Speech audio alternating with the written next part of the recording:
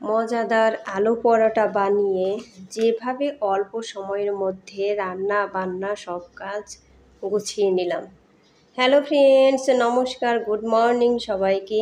ইলার ব্লগে স্বাগতম। কেমন আছেন সবাই? আশা করি ভগবানের কৃপায় ভালোই আছেন। আমিও তো অনেক ভালো আছি।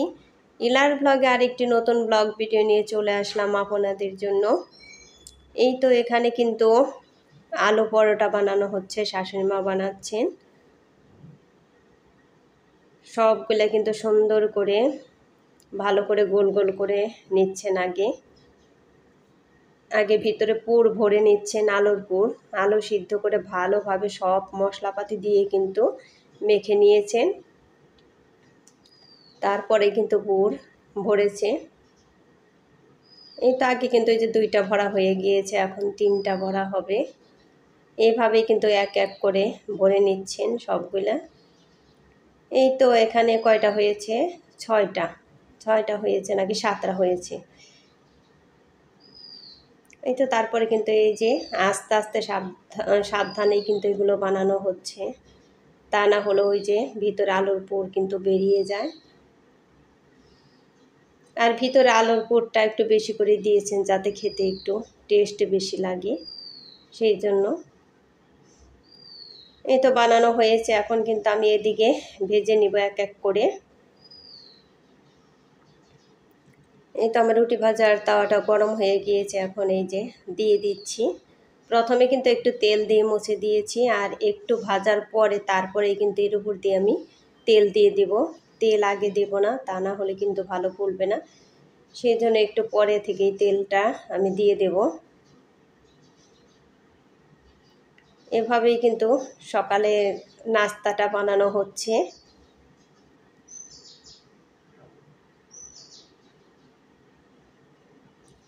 এই তো একটু তেল দিয়ে দিলাম, পরে লাগলে আবার আরেকটু দিয়ে দিব।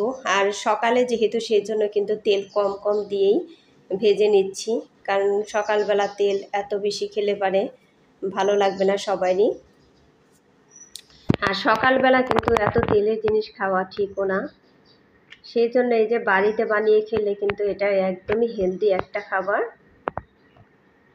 আর খেতে কিন্তু দারুণ টেস্ট হয়েছিল, আমাদের সবারই কিন্তু খুব ভালো লেগেছিল। কিন্তু এই আলু পরোটার সাথে যদি একটু ছোলার ডাল হতো বা আলুর দম হতো, এইগুলো হলে কিন্তু আরও খেতে বেশি ভালো লাগতো, কিন্তু এইসব জিনিস রান্না করা হয়নি। বন্ধুরা, একটা লাইক দিয়ে আমার ভিডিওটি কন্টিনিউ করবেন। আপনাদের একটা লাইক আমার ভিডিওটিকে এগিয়ে যেতে সাহায্য করবে। আর ভিডিওটি স্কিপ না করে পুরোটাই দেখবেন, আশা করি ভগবানের কৃপায় অনেক ভালোই লাগবে। আর আমার চ্যানেলে নতুন হয়ে থাকলে একটা সাবস্ক্রাইব করে পাশে থাকা বেল আইকনে ক্লিক করে দেবেন, তাই নোটিফিকেশন চলে যাবে সবার আগে আপনার কাছে। আর ভিডিওটি যদি একটুকু ভালো লেগে থাকে তাহলে বন্ধুদের মাঝে শেয়ার করে দেবেন। এই তো এক এক করে কিন্তু ভেজে নিচ্ছি পরোটা। এই তো আমার ভাজা কিন্তু হয়েই গিয়েছে, এখন এই যে মেয়েদেরকে খেতে দেব। ওদিকে কিন্তু আমি ডালও বসিয়ে দিয়েছি, আমার ডালও হয়ে গিয়েছে। ডাল রান্নাটা তাড়াতাড়ি করারই চেষ্টা করছি, কিন্তু তাড়াতাড়ি রান্না করার চেষ্টা করলেও কিন্তু ডাল তাড়াতাড়ি হয় না, কারণ একদম আস্তে আস্তে না দিলেও তাড়াতাড়ি ফোটে না। আর মেয়ের তো এমনি খালি পরোটা খেতে ভালোও লাগবে না, সেই জন্য এই যে এই ডাল দুপুরের জন্য রান্না করছি, এই ডাল দিয়ে কিন্তু ওকে খেতে দেব। আর দিশা তো ডিম পোচ দিয়ে খেয়েছে, ওর ডিম পোচ হলেই হয়ে যায়, কিন্তু ও তো আবার ডিম খাবে না, সেই জন্য এই যে ওকে এই পাতলা ডাল দিয়েই কিন্তু দিয়ে দিলাম। ও পাতলা ডাল দিয়ে খেয়ে নিয়েছে। এই তো তারপরে কিন্তু আমাদেরও খাওয়া দাওয়া হয়ে গিয়েছে, এখন এই যে চা করে নিলাম, এখন চাও একটু খেয়ে নেই। এই তো মেয়ে এখন কিন্তু পরীক্ষা দিতে যাবে, সেই জন্য ওকে বিস্কুটও দিয়ে দিলাম। তারপরে যে দুপুরে রান্না শুরু হয়ে গিয়েছে, আজকে হচ্ছে শিং মাছ। এই শিং মাছই রান্না করবো আজকে।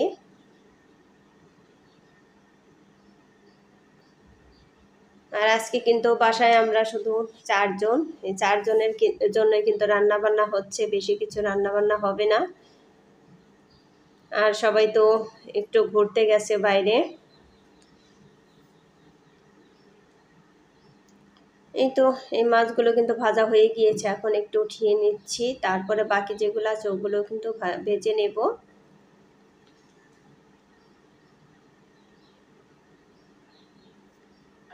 এই তো বাকিগুলাও দিয়ে দিলাম। আর আজকে এই মাছগুলো রান্না করব আলু, ডাঁটা আর ধুন্দুল দিয়ে। এগুলো দিয়ে কিন্তু এই মাছ দারুণ টেস্টি হয়। পাতলা পাতলা করেই রান্না করব, একটু পাতলা পাতলা ঝোল করেই, কারণ শিং মাছের তরকারি একটু পাতলা পাতলা করে রান্না করলেই ভালো হবে, তাই না? এই তো বাকিগুলোও কিন্তু আমার ভাজা হয়ে গিয়েছে মাছ। এখন তরকারিটা রান্না করলে কিন্তু হয়ে যায়। আজকে আর বেশি কিচ্ছু রান্না করব না, এই তো শুধু ডাল আর তরকারি, কারণ এই 4 জনের জন্য আর কত কি রান্না করব, বেশি কিছু রান্না করতে কিন্তু আর এত ভালো লাগতেছে না। আর ওরাও কিন্তু তেমন বেশি কিছু খেতে চায় না, আর আমারও কয়েকদিন ধরে একদমই কোনো কিছু খেতে ভালো লাগছে না। এখন গরমের জন্যই না নাকি বুঝতে পারছি না, প্রচুর গরম, মনে হয় এই গরম না যাওয়া পর্যন্ত মুখে বেশি স্বাদ আসবে না।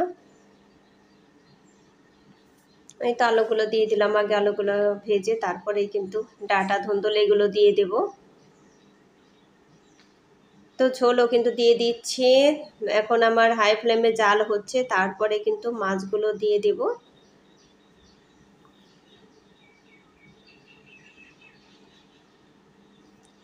এই তো রান্না বান্না করে তারপরে কিন্তু যা যা কাজ আছে ওগুলো সব কিছু গুছিয়ে নেব।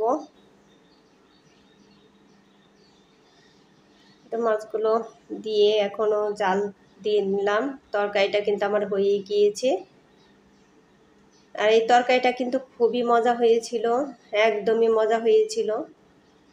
আর আজকে 2 পদের জিনিস রান্না করেই কিন্তু ভালো খাওয়া দাওয়া হয়েছে। মনে হয় বেশি কিছু রান্না করলে আরও খাওয়া দাওয়া বেশি ভালো হয় না। আমার কিন্তু আজকে খেতে খুবই ভালো লাগছে এই 2 ধরনের জিনিস দিয়ে। এই তো এখন এই যে টেবিলটা ভালো করে গুছিয়ে নিচ্ছি, ভালো করে গুছিয়ে একবার মুছেও নেব।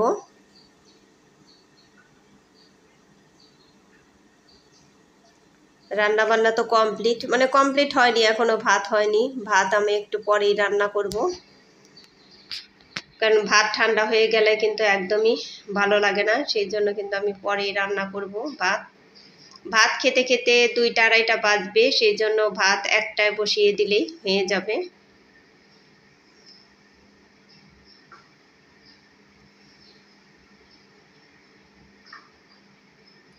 টেবিলটা মুছে নেব, তারপরে থালা বাসন গোছানোর আছে ওইগুলোও কিন্তু গুছিয়ে নেব। তারপরে চুলা পরিষ্কার করতে রয়ে গেছে, চুলাটাও পরিষ্কার করে নিব। এখন সবই এক এক করে পরিষ্কার করে নেব, কারণ রান্না বান্না তো শেষই। রান্নাটা কিন্তু অনেকটাই বড় একটা কাজ, বড় কাজ যেহেতু হয়ে গিয়েছে, এখন এগুলো হয়ে যাবে এক এক করে। বন্ধুরা, মজাদার আলু পরোটা বানিয়ে যেভাবে অল্প সময়ের মধ্যে রান্নাবান্না সব কাজ গুছিয়ে নিলাম, এভাবেই কিন্তু গুছিয়ে নিই। তা না হলে কিন্তু আলসি করলেই সব কাজে পিছিয়ে পড়তে হয়।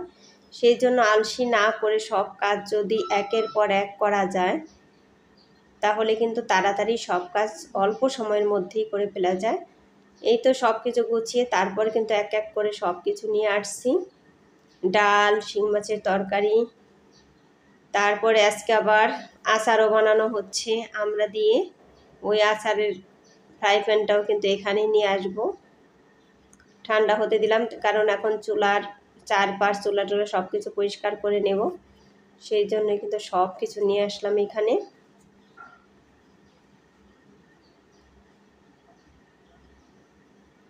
এই তো টেবিলটাও কিন্তু এখন সুন্দর করে গোছানো হয়ে গেল। এখন এই যে ধুয়ে রাখা থালা বাসন এগুলো কিন্তু আমি গুছিয়ে নেব। একটা সংসারে কিন্তু থালা বাসন কম লাগে না, অনেকটাই থালা বাসন লাগে। এই তো সব কিছুই কিন্তু আমি সুন্দর করে এখন গুছিয়ে নেব।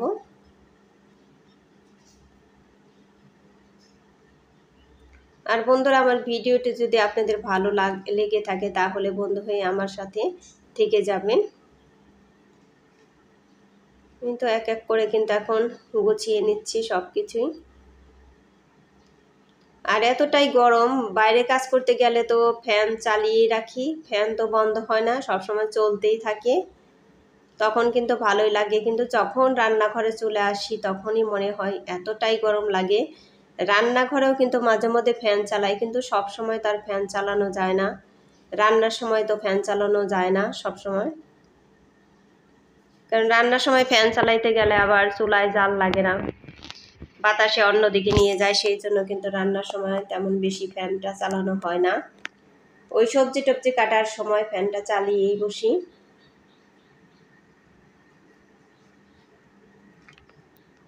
এই তো সব কিছুই কিন্তু সুন্দর করে পরিষ্কার করা হয়ে গেল। আজকের ভিডিওটা সামান্য একটু বড় হয়েছে বন্ধুরা, কি আর করবেন, প্রতিদিন তো ছোট ছোট ভিডিও দিই, তেমন বেশি বড় করি না। যাই হোক বন্ধুরা, এখানে ভিডিওটি শেষ করব। সবাই ভালো থাকবেন, সুস্থ থাকবেন, আর পরবর্তী ভিডিও দেখার অনুরোধ রইল সবাইকে। Tata, bye bye.